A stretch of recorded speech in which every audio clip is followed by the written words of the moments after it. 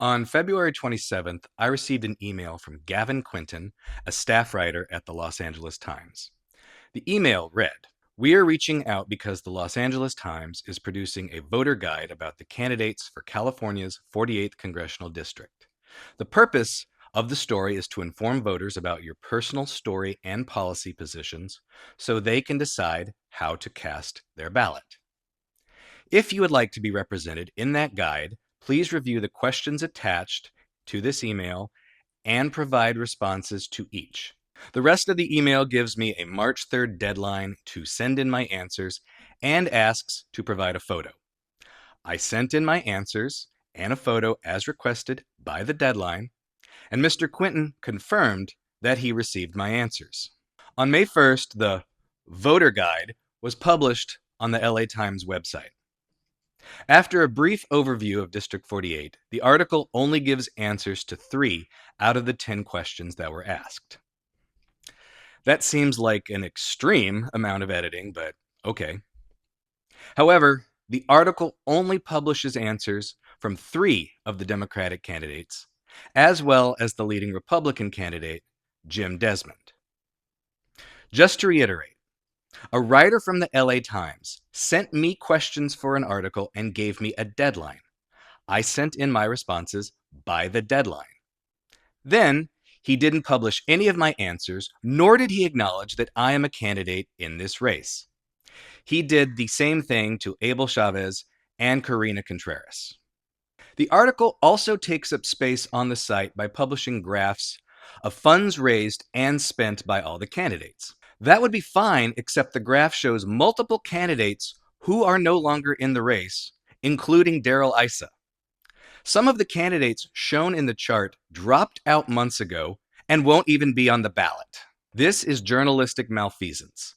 This reporter wasted my time, lied to me, and through a combination of incompetence and malicious intent, is giving the voters of District 48 outdated and false information about this race.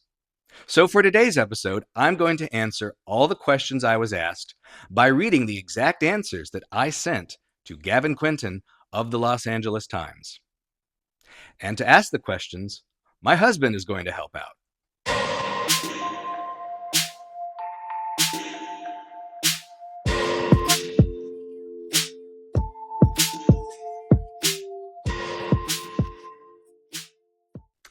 How do you think Donald Trump is doing as president?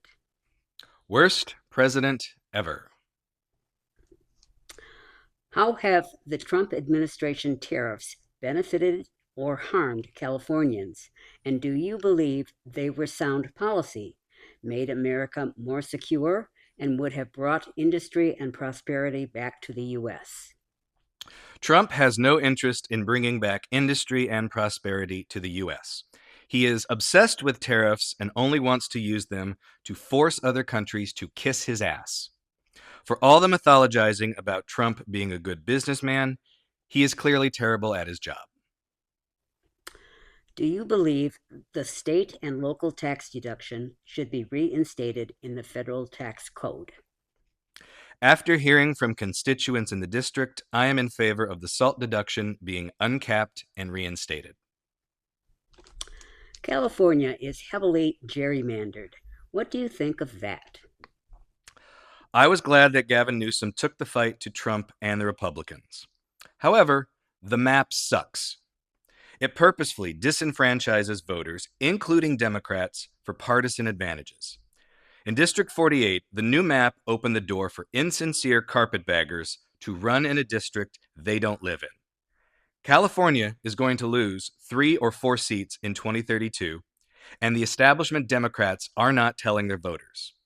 I have legislation planned that will not only expand the House, but prevents partisan gerrymandering for every state.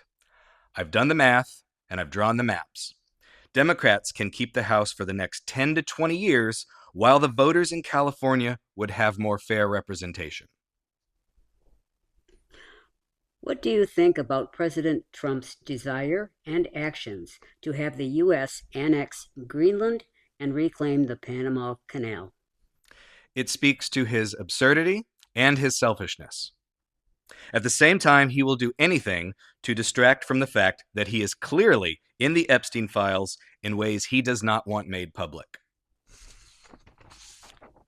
Should the U.S. detain and deport non-criminal immigrants who are in the country illegally? How would you reform the U.S. immigration system? Absolutely not. The Department of Homeland Security needs to be eliminated. Many of the agencies, such as the TSA, that were moved from other departments need to be returned. Rebuild the immigration system from the ground up and use common sense as well as compassion. For example, Kilmar Abrego Garcia. How is it possible that a person who lives in the U.S. for 10 plus years, is married to a U.S. citizen, has children who are U.S. citizens, works and pays taxes, is still not a U.S. citizen? If elected, would you vote to impeach President Trump? If the Democrats are in the majority of the House and the Senate, and if Trump refuses to pass any substantial legislation, then we should impeach him every chance we get. Democrats need to learn how to use leverage to get things done. Do you believe the more intense droughts, wildfires, floods, and other extreme weather are due in whole or in part to man-made pollutants and greenhouse gases changing the Earth's climate? I'm no scientist, but it seems pretty obvious that mankind is partly to blame. What do you think of the Trump administration's actions to rescind California's lower emissions standards for vehicles and goals to ban the sale of gas-powered cars by 2035?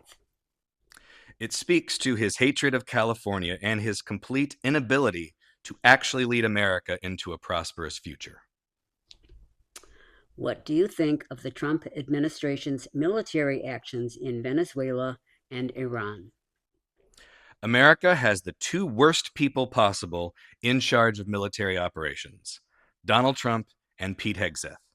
What they are doing is illegal, dangerous, and not what Americans want. So, those are the questions that Gavin Quinton at the Los Angeles Times refused to print. Thank you for watching. We'll be back with more questions next week. And until then, keep your eyes open.